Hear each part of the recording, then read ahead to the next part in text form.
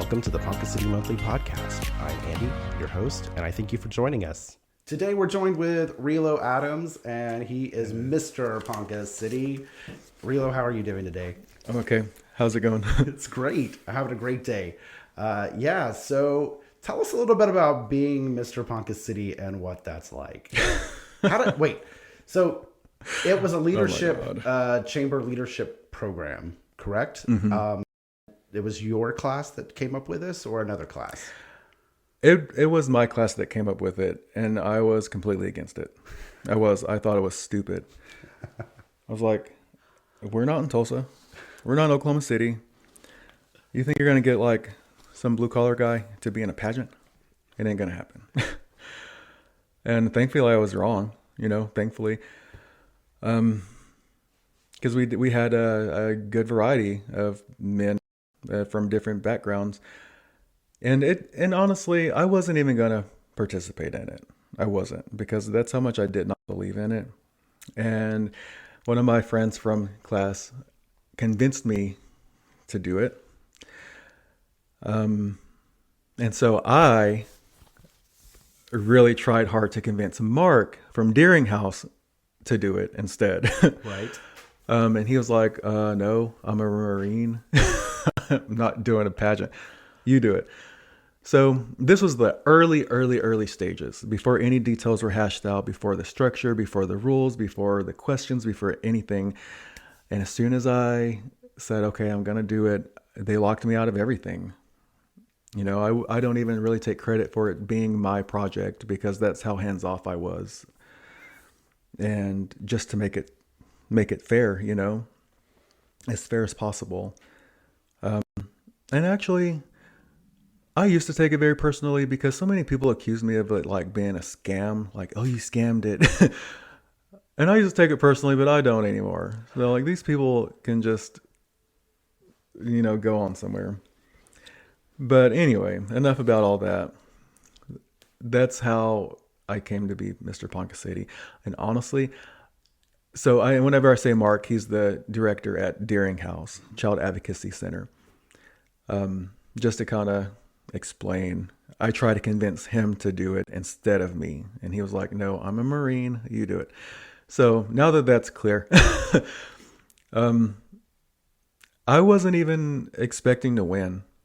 I tried to be so humble. Honestly, I was not everyone's, but I was a lot of my co-contestants, just personal assistant, honestly. I got a lot of guys drinks, and I fetched alcohol and water. And one guy, he's such a sweet person. He was so nervous. I mean, I was spraying him down with glitter and like, hey, your highlight is messed up on this side. And I was like, who is he, Mariah Carey or somebody? Like, I'm like, literally, he's like strolling, and I'm like holding the water bottle with the straw to his mouth. and I would do it all over again, like that's just a part of me. It's a part of my leadership, just serve others and make sure everyone's, comfortable. And I was just so humble to it. And I wasn't even trying to win, honestly. I really was not. My goal was to raise $400 for Deering House.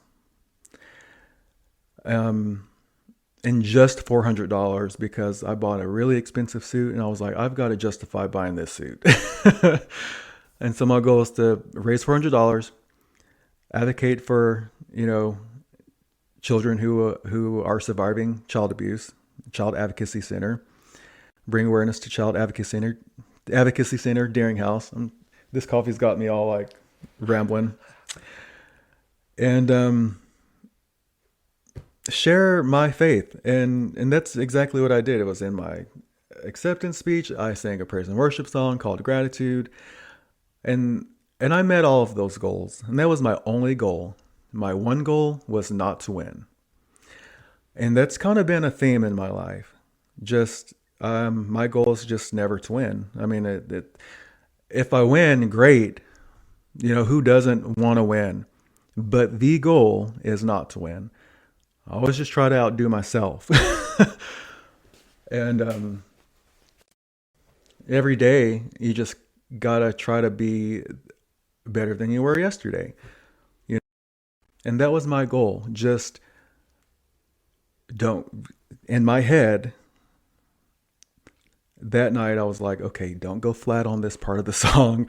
You got to do better than you did at practice last night. Make sure you smile. Don't frown, because I have a tendency to lift this eyebrow and I can't see to save my life. So I'm always like squinting. I was just really focused just on myself. I didn't want to win. I didn't care. I just wanted to raise $400 and share God and Child Advocacy Center. So, but and then that's kind of the same thing. I got Teacher of the Year when I worked at the high school. Wasn't even trying to win. Didn't even know I was nominated until 2 weeks before it was announced. High school, throughout my adult life, early 20s, I would just win things and I would never even try.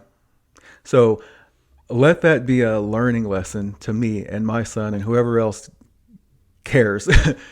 Meet with yourself. Try to do better today than you did yesterday, and you will always win what you're supposed to win.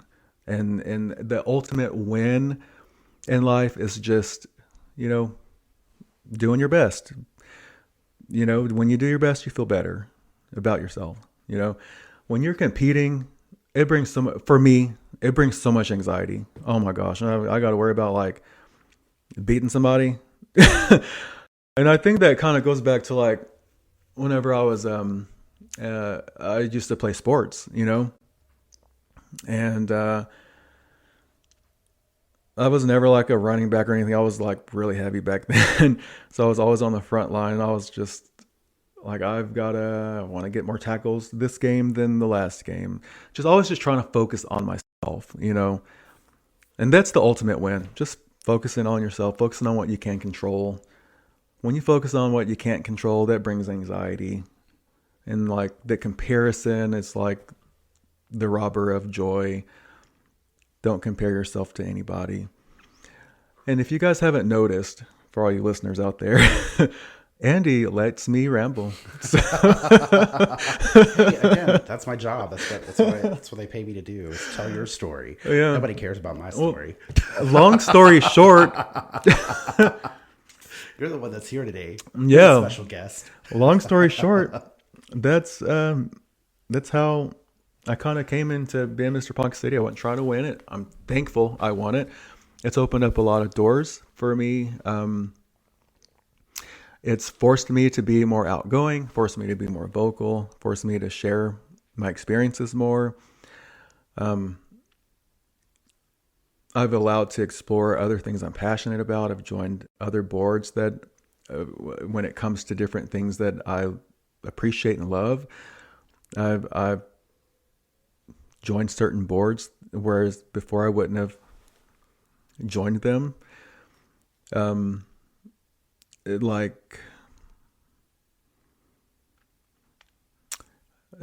like real certain reason why I wouldn't have, but it's just like, why not?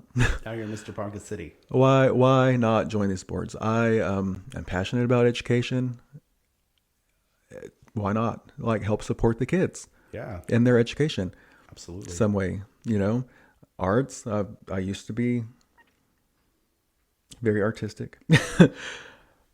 My artisticness or artism, what is it? I don't know. Whatever.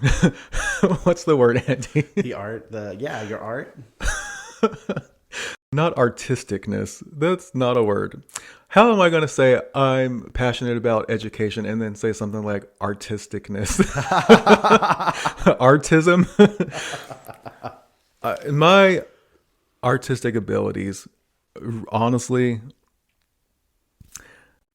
I started off as a kid just drawing my mom, which is kind of sweet. And then that evolved into drawing Mariah Carey. And then that evolved into drawing my wife. And that's as far as it went. Like, my muse has just been Ashley for the last 15 years. So there's probably like really creepy how many pictures of her that I've drawn. So I'm sure she doesn't mind. Creepy or sweet, who knows? You tell me. So like I love being on the arts board. I'm pretty fresh to the University Center board there. And Deering House, Yeah. Deering House is one that I will never really get off of. I started off, honestly, in that child abuse lane working at DHS.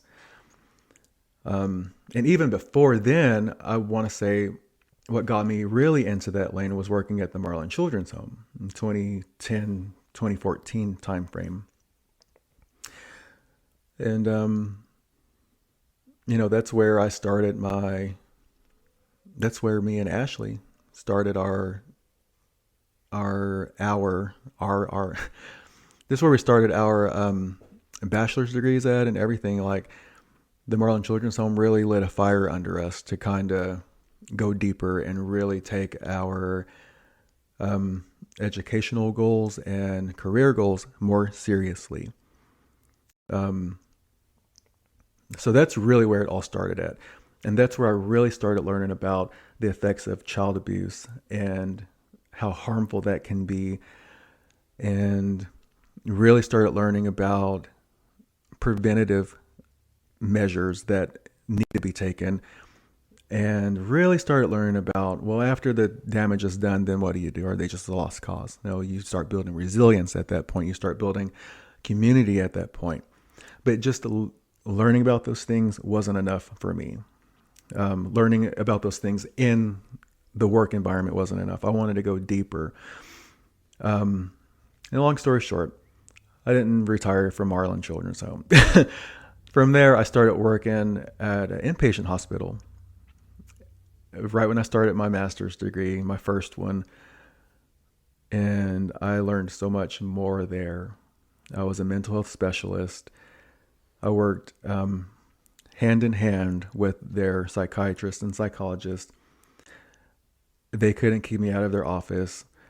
My team manager right now, shout out to Jamie Phillips, she can't keep me out of her office either. I'm a sponge. I've always been a student. I always will be. I want to learn everything.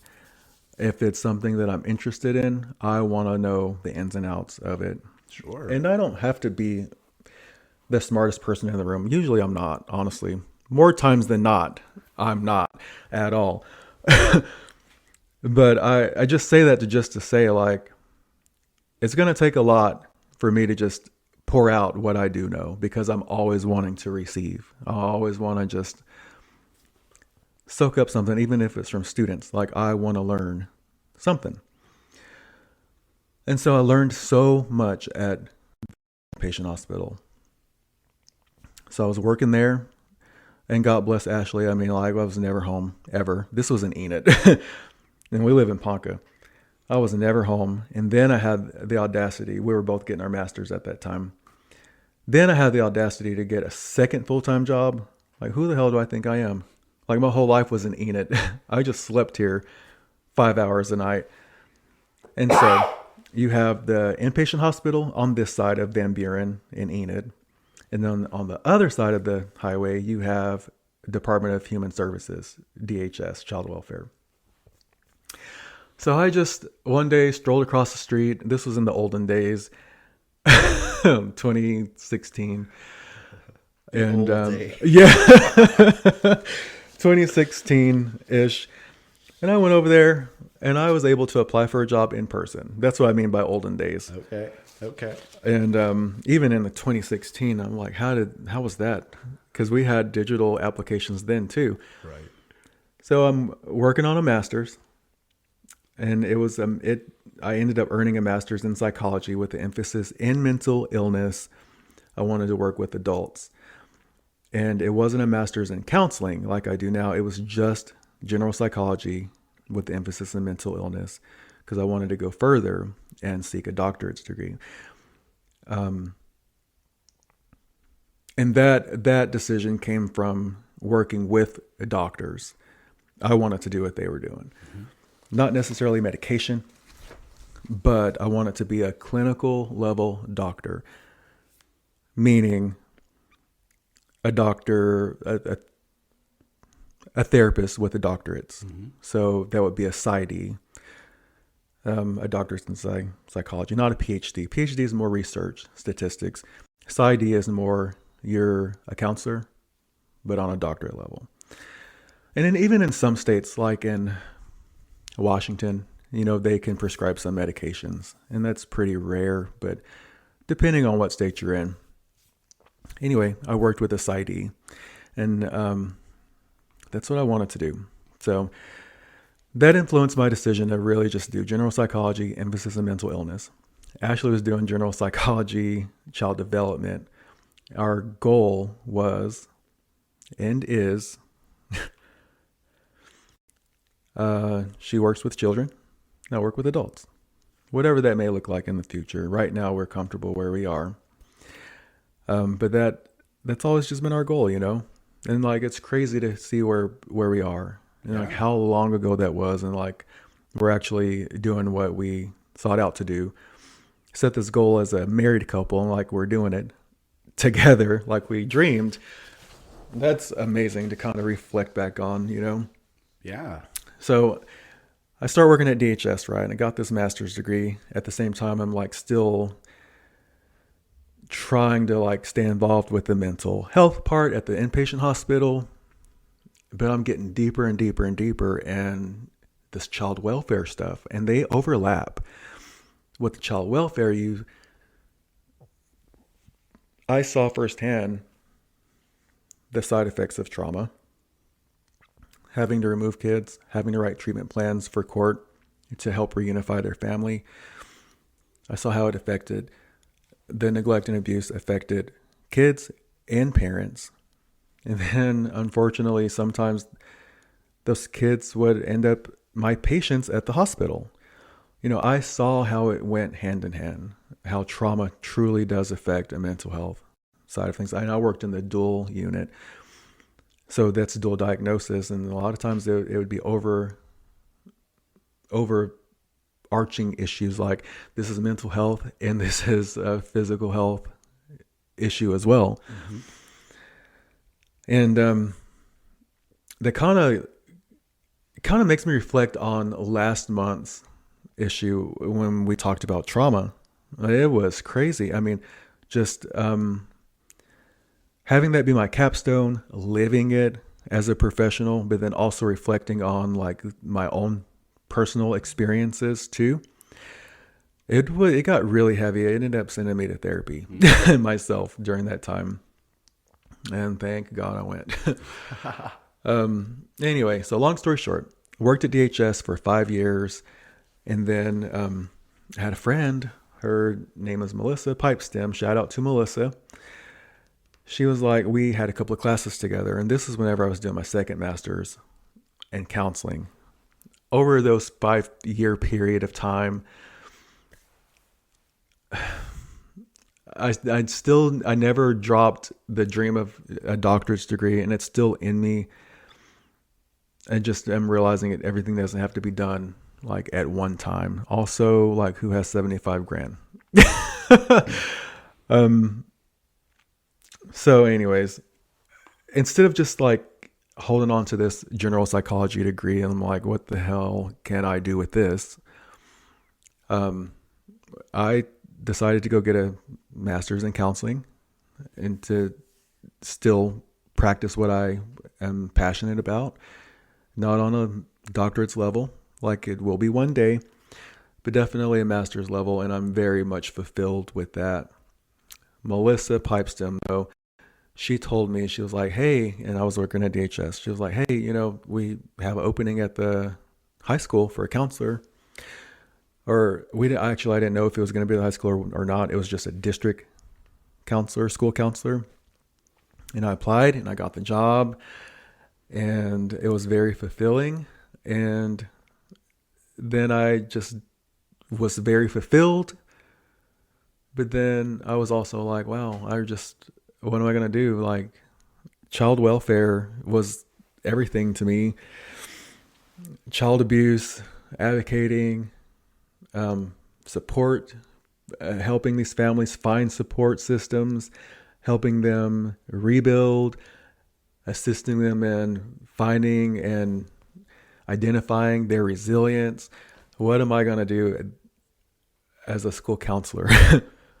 It's not a social work school counselor. It's just a school counselor, where not just a school counselor, but it's just academics, or mostly academics. And anyway, another friend named Nina Vincent, we go to church together. I was like, how do I get involved with Deering House? And she was like, oh, actually. And so she connected me with Maggie, and I've just been on the board really kind of ever since. Wow. And I was able to still just be involved with child advocacy and child welfare and child safety, which is what I'm passionate about, but then also seek my other passions as well, which is strictly mental health. So thankfully, you let me ramble to say a bunch of words just to say, I stopped working at DHS, and so I went and found a board to be on that fulfilled this for me. Nice. Yeah. But just with all that history, like, I'm invested with Deering House. I am invested in child welfare, advocacy, resilience. Like, I am invested. I don't really see myself going anywhere because I'm so passionate about helping this next, or being a part of this next generation and their overall success, because we're not going to be spring chickens all the time. Mm-hmm. I'm old. I'm getting up there. Ha. It's true. I mean, it's true. I'm closer to 40 than I am to 30. And you know what? Like, who's going to run things? I'm closer to 50 than I am to 40. So I saw that face. Whoa. That's pretty dang old. Just kidding. But so you get it. Like, who's going to run things? Yeah.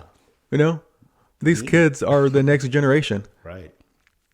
They're going to be running things. We need to make sure they're in a good place. Absolutely. And that they are prepared, and that they have good influences, and that good things are poured into them, and they're surrounded by good leadership, and that they understand safety, and that they understand the power that there is within having a community, and that they're able to identify positive support systems, and that they are able to find their resilience and walk in their resilience versus being a victim to their experiences or circumstances. And I love being a part of that. And I'm so thankful for child advocacy centers like Deering House, because it's all about resilience. It's all about support. I don't want to speak on behalf of them because I'm not an employee there, but I am a board member there, and I'm so proud of the good work that the Deering House does, honestly. Even when I worked in Enid, at DHS, which I rambled probably a good 20 minutes about. But even when I worked in Enid, we had our own child advocacy center there. And it was just so interesting because we would still reference K County's Child Advocacy Center. We would still reference back to Maggie. Like, I didn't even know who Maggie was. I just knew her name because her name would sometimes float around our office in Enid. Maggie, Child Advocacy Center, Ponca, K County. I'm like, what are you talking about? Our Child Advocacy Center is down the street,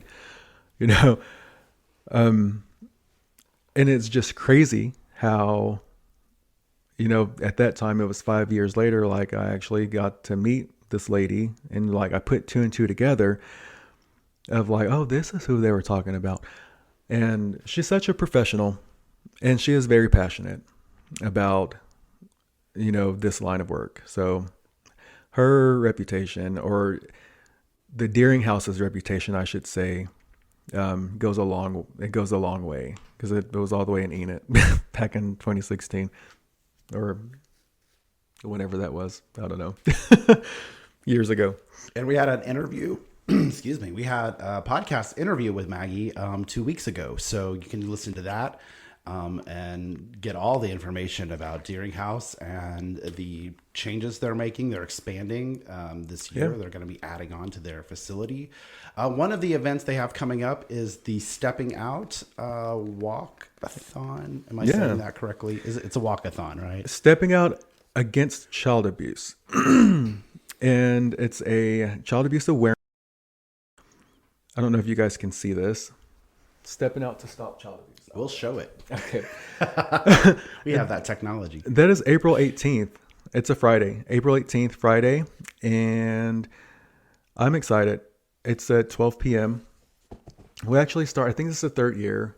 We actually started that when I was a school counselor. And I was able, with the help of, other board members and just the collaboration with the school system, we were able to get so many students to be involved in that child abuse awareness walk our first year. It would be great if we could, have that amount of students again. Because it's for them, It was so cool to just see different community leaders and teachers and all the students and all the whoever just strolling down the street to support our kids, just bringing awareness to it, Right. And there's power in awareness. Absolutely. Yep. There's power in community. And that's what it, really takes, just talking about it, bringing visibility to it. Those are big things to help stop the tragedy of child abuse. It's not going to stop it in its tracks. It's going to happen. That will happen.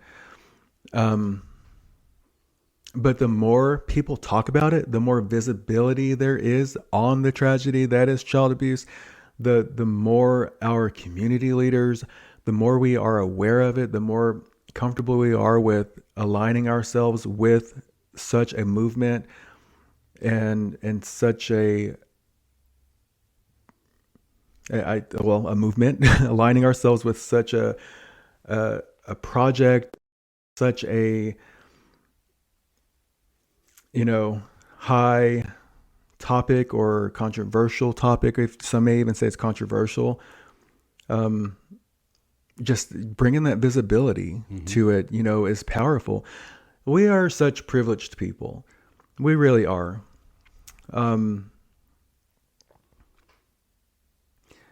People listen to what we have to say, just being a man, I have a certain level of privilege. People will listen to me when it comes to certain things.